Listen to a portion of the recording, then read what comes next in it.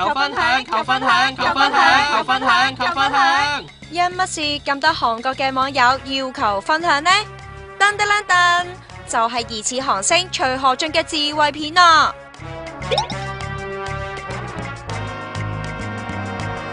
現年27歲嘅徐河俊係邊位？就係嚟過香港做過 model，但係前年拍韓劇《歐若拉公主》出道嘅男星啊！舊年同前公司有合約糾紛，到年初復出喺人氣韓劇《獄中花》做男配角，事業上緊軌道。上個禮拜四仲去何志遠新片首映禮添。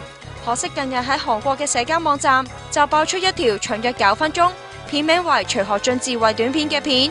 片中男疑似同人視像對話，又除衫除褲又手淫。